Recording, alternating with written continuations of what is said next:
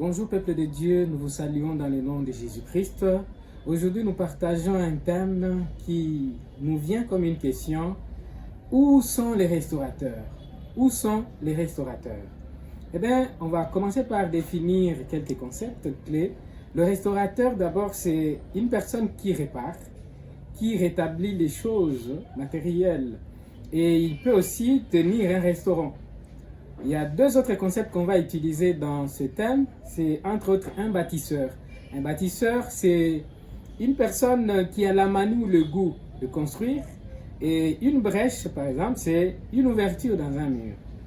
Le texte de base, nous allons le trouver dans le livre de Ésaïe, chapitre 58, du verset 11 au verset 14. Et nous allons d'abord lire le verset 12. Qu'est-ce que la Bible nous dit? Les tiens rebâtiront sur d'anciennes ruines. Tu relèveras des fondements antiques.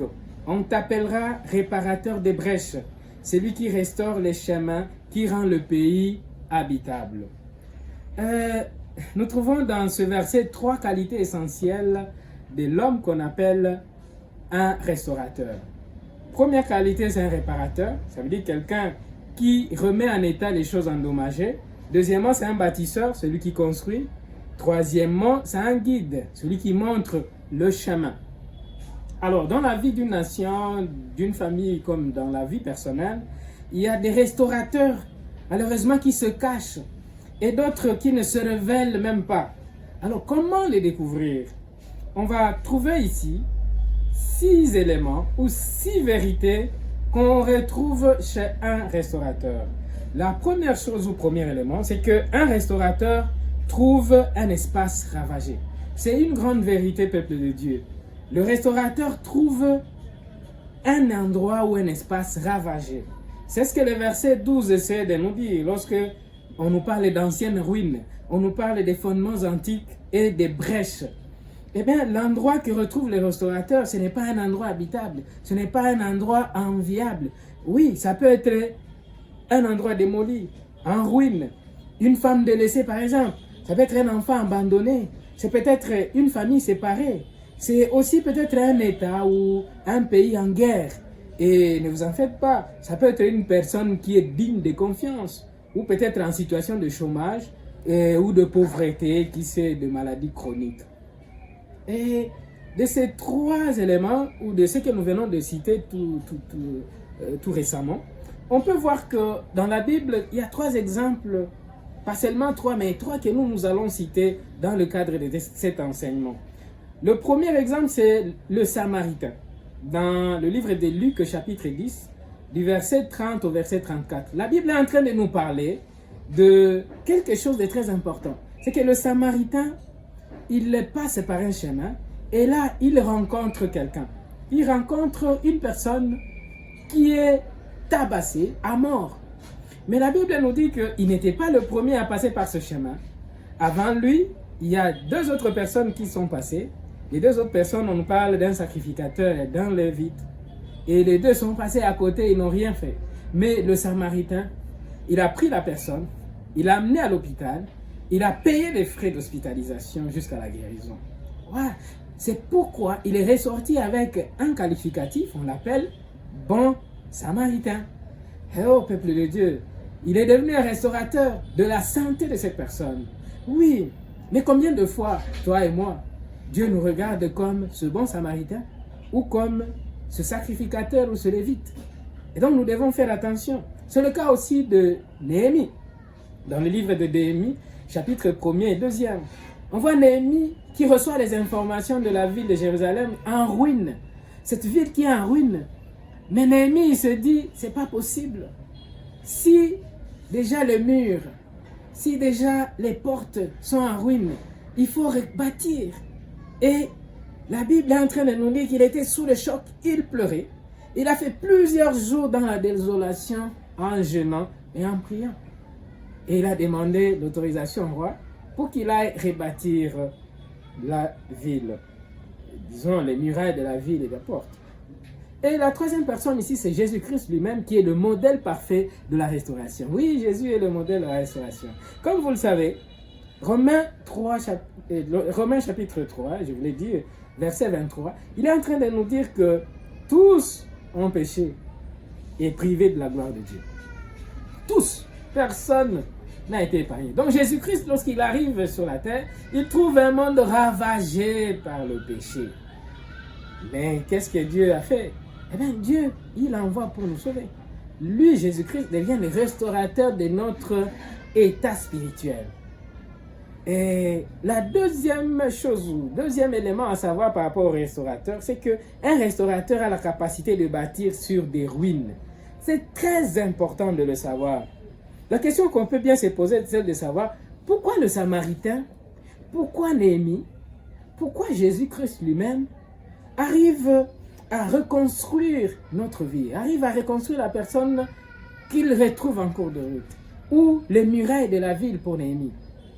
Et la réponse est simple, c'est parce que Dieu les a capacités.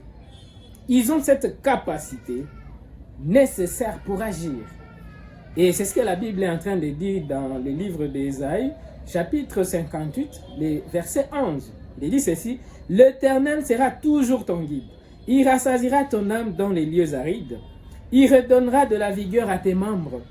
Tu seras comme un jardin arrosé, comme une source dont les eaux ne tarissent pas. » Eh oui, en effet, devant une situation désastreuse, celui qu'on appelle le restaurateur, lui, il a une force extraordinaire de compréhension, d'adaptation et d'action, comparé à d'autres personnes.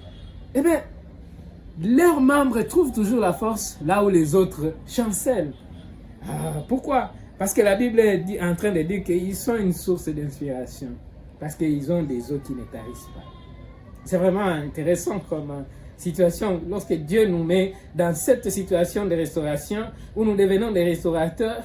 Il nous capacite, il nous donne la force nécessaire pour agir. Et par rapport à cette capacité, sachons, peuple de Dieu, qu'il y a certains restaurateurs qui ne croient pas en leur capacité jusqu'à ce que Dieu le révèle à eux. C'est le cas de Gédéon dans le livre des Juges, chapitre 6, versets 12 à 17. L'ange de l'Éternel est en train d'appeler Gédéon vaillant héros. Mais Gédéon n'a jamais combattu, il n'a jamais vaincu un seul combat. Et il est étonné. Il dit, moi je ne suis pas héros. Regarde comment mon pays est en train d'être ravagé. Mais Dieu lui dit, ne t'en fais pas. Va avec la force que j'ai mis en toi. Jusqu'à ce que Gédéon lui demande des signes pour montrer que réellement il peut agir. Et Dieu l'a exaucé en lui montrant des signes. Ah, j'ai une bonne nouvelle pour toi. C'est que la capacité de faire des choses ne dépend pas de ce que tu vois, ne dépend pas de ce que tu vis. Non, elle dépend de ce que Dieu a fait, ce que Dieu a agi, ce que Dieu a mis dans toi. Amen. Eh oui, Dieu est le premier restaurateur de notre vie. Il a déjà fait, il nous capacite pour que nous puissions agir. Il peut ajuster certaines choses dans notre vie sans que nous puissions nous en rendre compte. Deuxièmement, par rapport à la capacité, c'est que certains restaurateurs sont chassés par leur famille avant d'entrer en action. C'est le cas de Jephthé dans le livre des Juges, chapitre 11, versets 5 à 6. Jephthé, qui est un homme né d'une femme prostituée, il va être déshérité par sa famille et il va partir. Mais à un certain moment, lorsque Israël est combattu par les fils d'Ammon, et les sages vont faire appel à Jephthé pour qu'il intervienne en restaurateur de la sécurité. Et en combattant pour le peuple d'Israël, il a aussi posé des conditions en disant, si je combats pour vous, qu'est-ce que j'aurai? Eh bien, ils lui ont dit, dans ce cas, tu vas régner sur nous. Oui, il y a certains qui sont chassés. Et je peux vous dire que, aussi longtemps que la relation de votre famille n'est pas restaurée, la relation entre les dirigeants de votre pays, la relation entre toi-même, les membres de ton église n'est pas restaurée, je peux te dire qu'il y a certaines ruines qui vont se poursuivre, il y a certains délabrements qui vont se poursuivre, parce que l'homme restaurateur de ta famille, l'homme restaurateur de ton pays a été chassé. Il faut le ramener pour que la paix revienne, pour que la restauration arrive.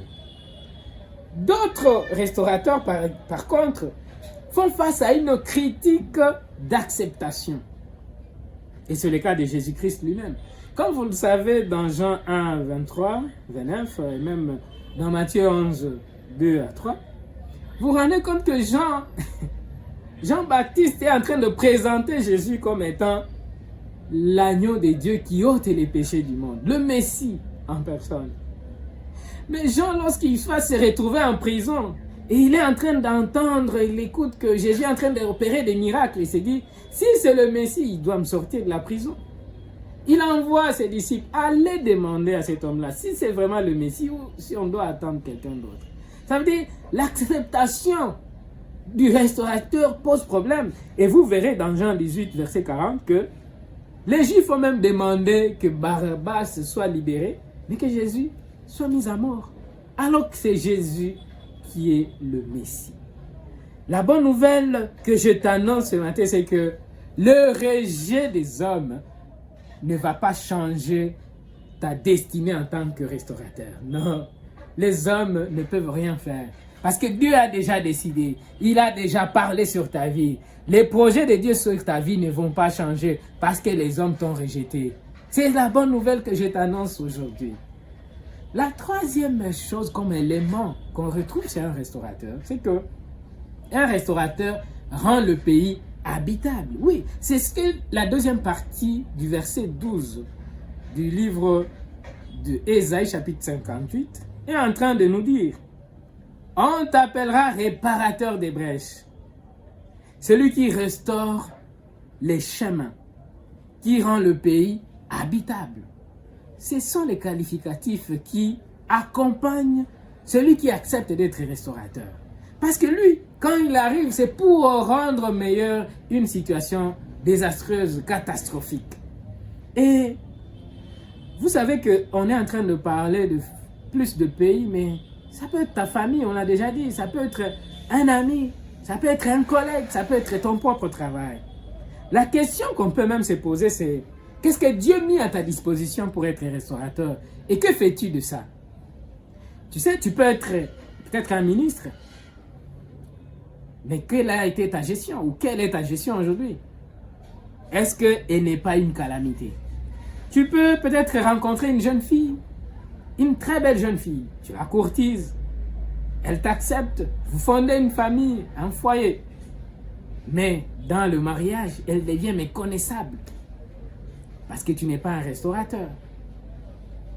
Ça peut être un travail que tu es en train de faire dans ton entreprise. Mais l'entreprise est obligée de fermer. Pourquoi? Parce que ta gestion, elle ramène au bas niveau l'entreprise. Tu dois t'examiner pour que tu fasses en sorte que, en tant que restaurateur, tu puisses rendre habitable, tu puisses rendre meilleure la situation que tu as trouvée.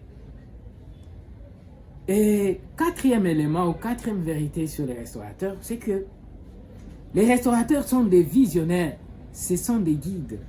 Oui, on ne peut jamais être restaurateur si on n'a pas une vision, si on n'a pas un guide.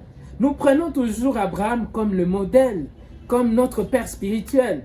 Mais regardez, lui lorsqu'il est appelé par Dieu, il n'y a pas de pays. Il n'est que dans sa famille et Dieu lui dit d'abandonner tout et de partir. Et lui-même, il va l'indiquer l'endroit où il va se retrouver. Et aujourd'hui, on parle d'Israël comme un État. S'il n'était pas visionnaire, il n'allait pas accepter. Alors que Dieu lui a dit, tiens-toi debout et regarde, tout ce que tu vois, je te donne. Mais à ce moment-là, il n'y avait rien. Il n'y avait rien, il n'y avait pas d'individu. Lui-même, il était à ce moment-là pas d'enfant. Parce qu'Isaac n'était pas encore né. Et donc, il est visionnaire. Il accepte la vision de Dieu. Il l'exécute à la lettre. Et il devient un guide pour les autres. Cinquième chose ou cinquième élément, c'est que le restaurateur tient sa force dans l'obéissance à la parole de Dieu.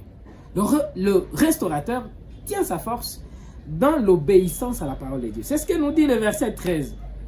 Si tu tiens ton pied pendant le sabbat, pour ne pas faire ta volonté à mon saint jour, si tu fais du sabbat tes délices pour sanctifier l'Éternel en te glorifiant, et si tu honores en ne suivant point tes voies, en ne te livrant pas à tes penchants et à tes vains discours. C'est ce que dit l'Éternel. Et donc, Dieu met toujours une condition. Il dit, certes, toi, tu seras appelé un restaurateur. Certes, les tiens vont rebâtir la cité. Mais, pour y arriver, toi, tu dois observer mes règles. Toi, tu dois faire en sorte que ce que je te dis, tu puisses obéir. Ah, peuple de Dieu, la question te revient. Quels sont tes interdits? Et chacun a toujours un interdit. Dieu lui dit de ne pas faire. Est-ce que c'est ce que Dieu te dit de ne pas faire que tu fais? À ce moment-là, tu ne seras jamais un restaurateur. Il y a des interdits personnels, il y a des interdits collectifs. Et il faut bien observer lorsque on veut devenir un restaurateur. Alors, ce sont les fondements que Dieu pose pour nous amener à la restauration, l'obéissance à sa parole. Et vous savez que c'est toujours une grâce, parce que Philippiens 4,13 nous dit que nous pouvons tout par Jésus qui nous fortifie. Ah oui, c'est très important. On ne peut rien si on n'invoque pas Dieu et Jésus-Christ lui-même pour nous aider. Sixième chose ou sixième élément, enfin, c'est que le restaurateur a beaucoup plus à gagner qu'à perdre. Il a beaucoup plus à gagner qu'à perdre. Le verset 14 du livre d'Ésaïe 58 que nous sommes en train de lire, il nous dit, alors tu mettras ton plaisir en l'Éternel et je te ferai monter sur les hauteurs du pays. Je te ferai jouir de l'héritage de Jacob, ton père, car la bouche de l'Éternel a parlé. Oui, il y a des bénédictions qui attendent de ton action. Aussi longtemps que tu n'agis pas, tu penses que tu veux agir pour les autres, alors tu ne le fais pas, mais tu ne sais pas que derrière cette action, il y a des bénédictions personnelles. Alors tu n'arrives. Oh, je suis en train de proclamer dans ta famille, je suis en train de proclamer une nouvelle saison. Que tu comprennes que tu dois agir parce que tu seras aussi bénéficiaire. Parce qu'il y a des hauteurs dans lesquelles tu dois arriver. Parce qu'il y a des bénédictions que tu dois atteindre. Et tu n'es pas encore arrivé. Ne pense pas que tu es arrivé parce que Dieu veut t'amener quelque part. Dieu veut t'amener dans les hauteurs. Dieu veut t'amener dans la grandeur. Mais cette grandeur attend que tu puisses agir. Que tu puisses restaurer. Que tu puisses amener les gens à habiter. Amener la famille à être réunie. Amener le pays à être sécurisé. Mais vous comprenez que tout le monde ne peut pas être bâtisseur. Parce que pour l'être, il faut comprendre. Il faut voir ces éléments que nous venons de citer et les mettre en pratique. Alors, si tu penses, si tu comprends qu'il y a une mission que Dieu t'a donnée, que tu désires ardemment devenir un restaurateur, Dieu peut tes capacités. Dieu est là pour t'aider. Demande la grâce de Dieu. Et que Dieu suscite en nous des restaurateurs pour notre pays. Que Dieu suscite en nous des restaurateurs pour notre famille. Que Dieu suscite en nous des restaurateurs pour notre entourage et pour nous-mêmes. Amen.